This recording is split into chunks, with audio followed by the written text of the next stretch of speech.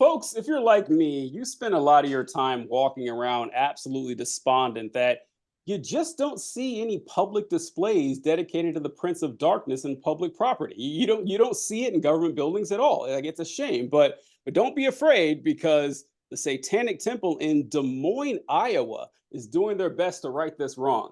Last week, they erected the goat-headed statue of Baphomet right in the center of the state capitol to honor the holiday season. Unfortunately, this statue was vandalized by a man named Michael Cassidy, who ripped its head off. Cassidy is one of many Americans who object to the statue being allowed in the state capitol or on government property at all, claiming that somehow this doesn't count as religious freedom. Even the greatest American ever to live, Ron DeSantis, has come to his defense, saying that he will. What did he say? He will fundraise to financially support this man's legal fees.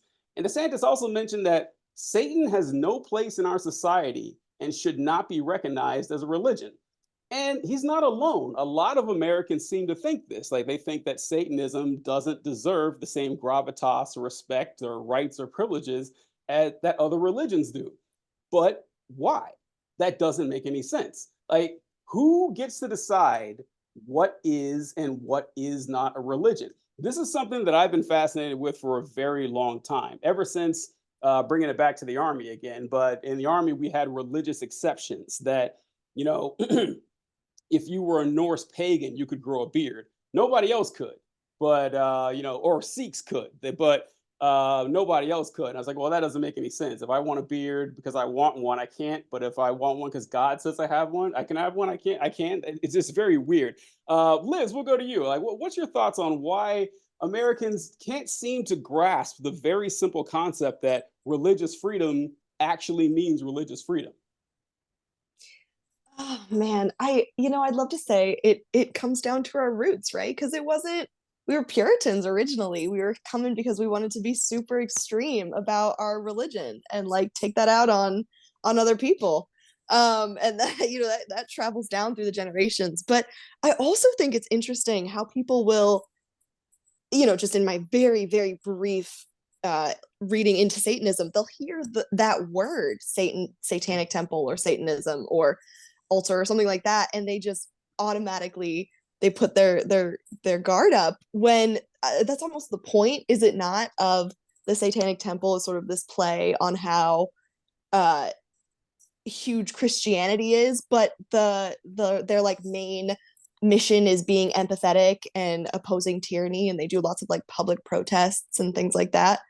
But yeah, Christians, because they are called Satanists, Yeah. just hate It's them. true. Like, if you ever read like the tenets of what they believe in, they don't even believe in Satan. They're atheists. It's kind of a bit. But John, what are your Yeah. thoughts on this? Yeah, I was gonna say, like, when I heard the story, I was like, you idiot. That's exactly what they wanted you to do. The whole point of their entire religion is to point out how stupid and silly you get over yours.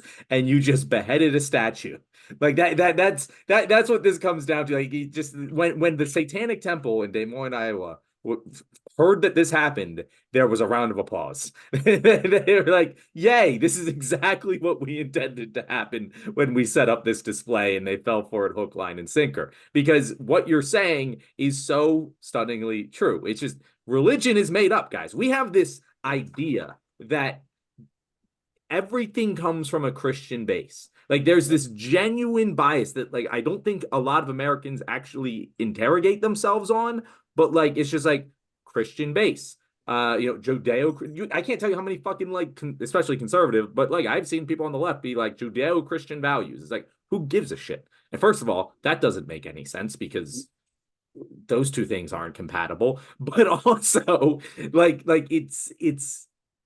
it's just the base assumption. There's Christmas. We celebrate Christmas. There's a war on fucking Christmas. Who gives a shit? Like, even when it came to, because I've been like discussing things about Judaism and the menorah and the holiday, and people were like, oh well, it's disrespectful to use the menorah in this way. And it's like, okay, whatever. It might be disrespectful, like, it might be to you as a member of that religion, but like, we use the fucking cross like for protests. We use all of these things, and like, yeah, you shouldn't be going up to like people who have menorahs and saying free Palestine, that's anti-Semitic, but like the usage of a religious symbol, it doesn't matter what the religion is. It doesn't matter what it is. It could be a satanic temple. It could be a menorah. It could be a cross. They're all equally valid and equally worthy of criticism because there is no difference. We all just made it up.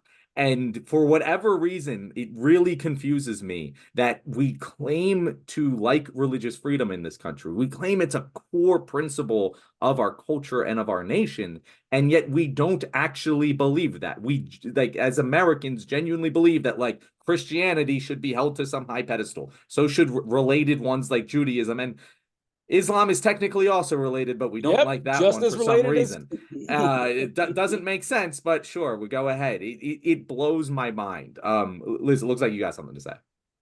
Oh, I was thinking, most of the people who follow Judaism and Christianity are white people, and most of the people who are Muslim are brown. That's why we don't Oh like my them. God, you're right, Liz. That's probably just wanted to give you the in as someone who was raised homeschooled and conservative Christian. That's there's not a lot of deep thought process there. It is just, we were raised to think that certain people are good and certain people are bad, and a lot of it ties back to white supremacy and back to this just hierarchical thinking.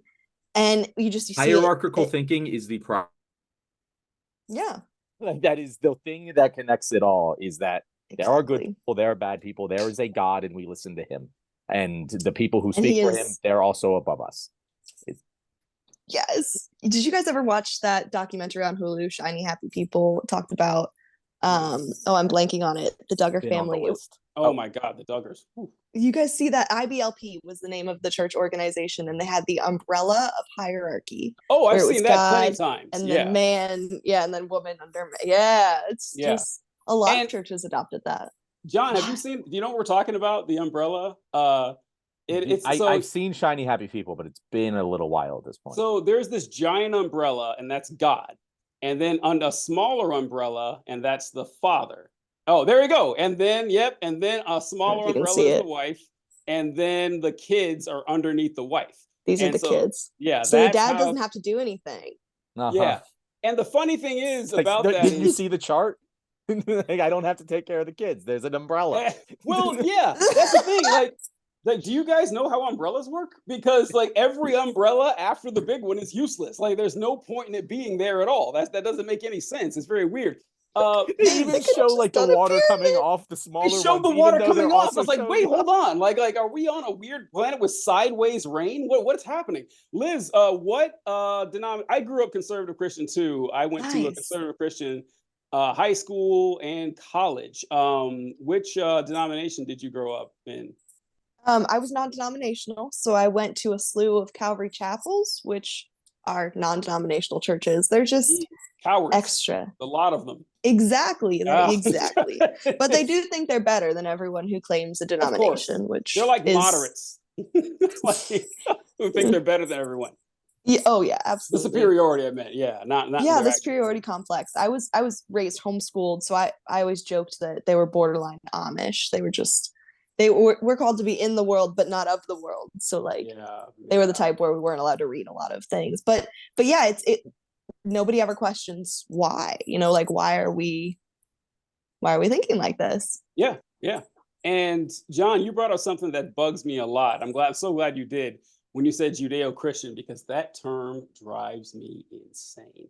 Because this term is exactly like 70 years old. Like Christianity is 2,000 years old. Judeo-Christian, or this idea that Jews and Christians are like, hey, we're just bros. No, look at Christian history, and it is over 1,500, 1,600 years of Christians brutalizing and persecuting and torturing Jews, on a random Tuesday. That's what the relationship between Christians and Jews were like. Which makes sense thematically if you're a true believer in the religion. They murdered your Messiah. Yeah, they deny his existence. It's sacrilegious.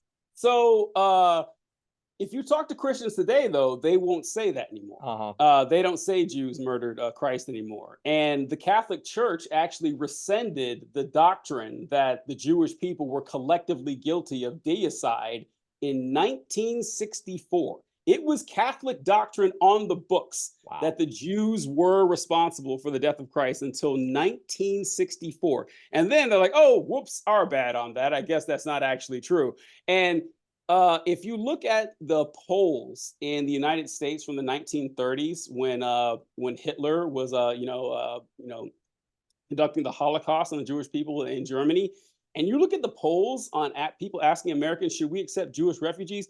18%, 21%. Like, hell no. Like, why would we do that? They're bad people. So this idea that, there's just been some, common bond between Jewish people and Christian people is nonsense. It's made out of convenience because, the formation of the state of Israel and their eschatological yearning and desire for the end times to come. And that's it. That's the only reason that, and to get away from the whole Hitler thing, because that was a kind of a bad look. But the thing with Satanism, you guys also brought up, and how Satanism, the Church of Satan, is a bit. It's true. Like it is. Like it's Satan to them. I'm not a Satanist, so I can't speak too much for them, but I know a little bit. Is that to them, Satan represents, rebellion against tradition and against unjust hierarchies. And they're humanists, and that, everyone should be treated kindly. But personally, as someone who's a loud critic of religion, I'm not really fond of the tactic. Like, I'm not.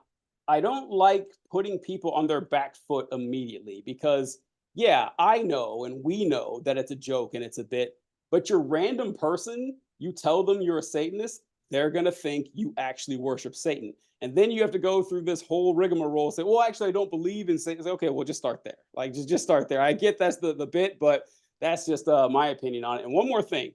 We talked about how the church is ingrained in our society and in our institutions.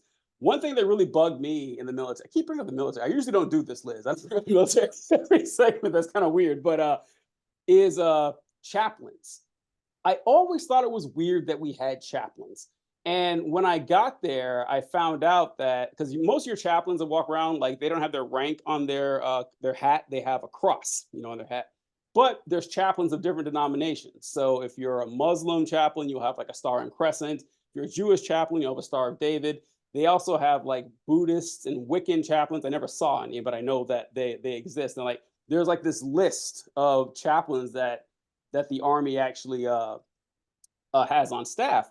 But there's a bigger list of religions that the military accepts. One of them is Jedi, by the way. Like, if you like, when you're dog tags, you can put your religion on your dog tag so they know how to bury you. You can put Jedi on there. That's how seriously they take this shit. Like, no one really cares. But go ahead. Is there like a special burial I have service no idea. for the I don't know Jedi how Jedis religion? get I'm gonna look buried. into that. I hear they disappear into thin air, but I don't know. But that's just I don't know how it works. I'm not a practitioner. But it doesn't make sense though that we have separation of church and state and military chaplains. Like, that is a clear violation of separation of church and state, because you are sanctioning these faiths. There are no Jedi chaplains, and there never will be. That's showing preference to Jewish, Christian, Muslim, and Buddhist chaplains. And if you actually look back into the formation of the country, James Madison, the guy who wrote the goddamn First Amendment, thought chaplains were a bad idea. He said, no, that doesn't make any sense. But he was overruled because, that's how strong the Christian culture is ingrained. Even when Madison, the guy who wrote the fucking First Amendment, said, yeah, that's not what I meant at all. They're like, yeah, shut the fuck up, Jim. We need chaplains. These guys need to pray. And you're right. Like, it is part of our institution of Christianity that we default to it all the time. So when people hear Satan, they get scared, they rip off heads. And Ron DeSantis, presidential candidate, who will never win, but he is a big deal in politics, saying Satanists have no place in this country. It's fucked up. I can't stop laughing at just the image in my head of like your buddy who you're in the military with. Like, he's always had the Jedi dog tags. Like, you've always just thought it was a joke. And then like you're on the front lines, you're in a battle, he gets shot, and all of a sudden you just see him disappear, and you're like, holy shit, he was telling the truth. He was Jedi all this time. But yeah. Anyway, One more thing. Go ahead, Liz. Oh, one more thing I wanted to touch on that I thought was kind of silly. The guy got charged with 4th-degree criminal mischief. I didn't know that was a charge. That sounds like a badge Some of Home honor. Alone. Yeah. like I would put that on my resume. I was Yeah. charged with 4th degree criminal mischief. Charged with He's gonna go- tomfoolery. He's gonna That be a sounds like a local legend to the Biden-ass fucking Christians. like charge. Yeah. No, I like this conversation that you just brought up, TJ, about whether it's a good tactic, because we can shit on religion on this show, and I will do it for hours, and we will do it again. It's fun. But it's easy. It's easy pickings. Make it It's easy for us. pickings. To shit on religion. It's fun to shit on religion with like a hardcore theist because they really try really hard to make their impossible position work. But just generally shitting on religion and conservatives being overly, hypocritical over the First Amendment. That happens every given day and multiple times on Sunday. Yeah. But the idea of, is the bit of Satanism a legitimate tool for change within? Because what we've talked about is a problem, like Judeo-Christian values being a centerpiece of American life while also having freedom of religion causes a lot of issues in this country that I'm sure no one in our audience isn't well aware of. But how do we stop that from happening? How do we pull back the tides? Because I'll tell you one thing. There's not a group of people on this planet that confuses me more than very religious young people. I cannot understand how you grow up with the internet and go like, no, Jesus, he's real. Yeah. I'm drinking his blood, very literally. When it enters my body, that wine, it becomes blood. I believe that 100%. And it just blows my mind. To be fair, Liz and I didn't believe that. We thought that was insanity in our. Yeah. That's of course not. That's a Catholic thing. That's definitely a Catholic thing. Again, I was raised Catholic. We believe we're better than all of you, so it's totally you guys are fake religious. You believe you're first. better than us when you think guys you're were first. blood. So. Okay. It is funny. I shit on all religions, but I still have this Catholic elitism to me. But I am interested to hear what you say. Like to me, I've always thought of Satanism as like, oh, we're just joking. This is a way to just weed out. I believe in Satan is just a way to weed out every person who would give a shit that you believe in Satan from your life. I'd never really considered it as a tool for change. And I don't know if that's what they particularly consider it either. I'm not a Satanist.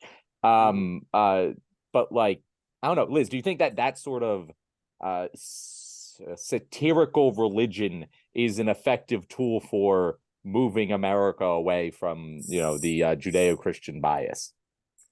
I absolutely think it can be.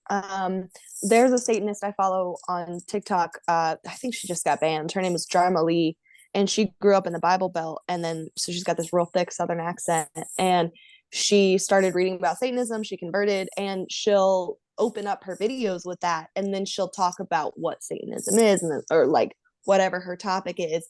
And I feel like, in that instance, it's a really good way to sort of draw people in immediately, capture their attention, and then she'll go on to elaborate and she'll explain, what we're talking about usually. And, I think it can be. But then I also think there are definitely people who do it to get a rise out of Christians. And I think ultimately what we're looking for here, if we want any sort of societal change, is solidarity. And that means solidarity between people of different religions. So is antagonization the best route? I don't know. But I think it just depends on how it's done, personally. Yeah, that's fair. Yeah, there's no right answers to any of this. And a lot of it just depends on who you are and how you communicate. Because I think there are plenty of valid reasons to be an agent provocateur. Like I'm all for that. Like, yeah, go for it. I try it all the time. I just don't like to start off by being disingenuous or tricking people. That part I don't like. But what I do is good old fashioned, well-deserved ridicule. Like just straight to the point, of what they got. Because like you mentioned that people talk about like these people who don't want the statue of Baphomet there. I guarantee 10 out of 10 of them would say we do need a copy of the 10 Commandments there. In fact, we need a marble slab of the 10 Commandments. And whenever I meet these people face to face, it's like I won the lottery. I just love it because I grew up in this and I know this backward and forward. And I ask them, I have them two questions. I say, what are the 10 Commandments? That's my first question. What are they? Got to list them right here. And they never That's know. what we Of need the course tablets for, TJ. That's why. yeah, if we had the Obviously. tablets, I would know. I asked them what the 10 Commandments are. They don't know. And then I said, okay, I'll make it easy. What's the first one? Now you're saying this shit is so important. There's Tell no me way what they the don't first know that. Say what? They don't. You're telling me they don't often answer the first one? No, because they're not. They're like they're It's Lord- casual Christians. It's thou shalt not take the Lord's name in vain, right? That's the first. No, is that the, it's thou no? shalt have no other gods before me. Oh, okay. Got it. They're very similar ones. Bad Catholic. Oh my I God! was a terrible you with your Catholic. catechism? See, listen, look at this Protestant supremacy. We got. I got kicked out of youth group because I kept asking questions. It was. There you go. There Me you go. too. I didn't like that. That's funny. I will say about Catholics is that Catholics, they're very different types of Christian, not just like theologically Catholics and Protestants. Protestants are way crazier. They are way more insane. And I think there's a lot of good reasons for that. Not just because Catholicism is older, and that's something you find out, like if you study the Bible long enough, that you go back far enough in Christian history, it's all Catholic. You're like, oh, okay, all right. I guess maybe we are kind of making this shit up as we go along. But Catholics take studying very seriously, and the community is a lot stronger. Protestantism is essentially, like a capitalistic, prosperity gospel type thing. And Catholics aren't quite like that, because like when Protestantism broke away from the church, broke away from the Catholic Church, it all became about me. It was no longer about the community. So you won't see quite as many, there are, but you won't see quite as many like Greg Locke style Catholics that are just absolute batshit insane folks. That's way more on the Protestant side, if you ask me. Yeah, no, you're 100% right about that. The thing that I always say about Catholicism is that it is, if I'm going to like be religious, that's the type of religious I want to be. They are fire and brimstone. You do not smile in church. Get your fucking guitar out of here. This is a place to feel bad about yourself. Yes! And I don't understand, like, having grown up with that, I don't understand, like, when I like visit a church that's like, oh, kumbaya, it's like, what are you doing? This is a sad time. You shouldn't want to be. Which does seem to be a terrible way to spread a religion, but they did it very successfully. I got a question for Liz about this very same thing. So, since you grew up in a very similar environment than I did, I've noticed a shift with the Protestants that, years ago, fire and brimstone was the headline. Like they led with that all the time. But as time has gone on, I see a lot less of that, because it's incredibly off-putting. And they lead a lot more now with Jesus can be your friend. Jesus can do all these great things for you. And they don't quite lean quite as heavily on the hell stuff. Have you noticed this over the years? I've noticed it, I feel like generationally. Like I think it was John who mentioned earlier these young religious people that we see, that I see a lot of them online, because I do a lot of deconstruction of Christianity on my page. So I have a lot of them. They're like, but the Bible. And I'm like, how, you're 18, go touch grass. Like, what are you doing? But they get so into it. Oh my goodness, I totally lost my train of thought. Oh, but they seem to be more of the ones who are pushing the Jesus can be your friend. But then, my ex-father-in-law, he was very end timesy. So like, to me, it still seems very prevalent. Also, again, not to bring everything back to what's going on in Palestine right now, but since October 7th, there are so many Christians who believe that what is going on right now with and then with, in their eyes, hopefully the destruction of the Temple of the Mount, or the Temple of the Rock, or the Muslim temple that is in Jerusalem, the Dome of the Rock. Thank you.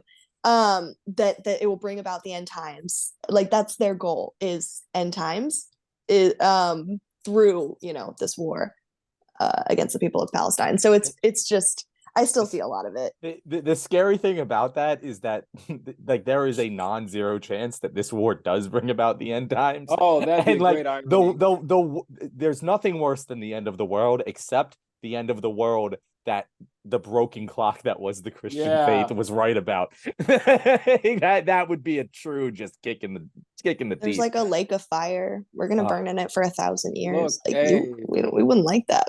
If we gotta go out, I don't want fire. I don't want ice. I want irony. Going out with irony is the best way to close the book on the human race. That would be pretty cool. Well, to wrap this up and tie it back to Satanism, I'm just going to make a movie pitch in case there's any producers in our audience right now. If you know a producer, this is definitely a time to connect me with them, because I had this idea of it's actually a TV show where the main character is Satan. And all of those, like, the deal with the devil that always fucks you. That's God fucking up the deal. And the devil's legitimately trying to help the people. And God just is the one who keeps making them like go bad. That would be such a good premise. It's a different deal on every episode. It works so well for television. And like if you're out there, ignore all the posts I've made about Israel and let me write that TV show. Anyway, Liz, are you a movie producer? Have you seen the Netflix show Lucifer? I was about to ask that later on. Has this already been made? Did I fuck this up? Close-ish. It's close. Close-ish. It's close. I was thinking about it, and I was like, how has this not been a thing? It seems so obvious, but maybe it has been. I have such good ideas. God is so original. He's more of an absent father than like a malicious actor. So it's still a little different. Yeah. Yeah, I want it totally topsy-turvy. So before you do that, definitely like this video and subscribe to our channel. That way you will know when we make another video shitting on religion, which, it's the holidays. I'm sure there'll be another one.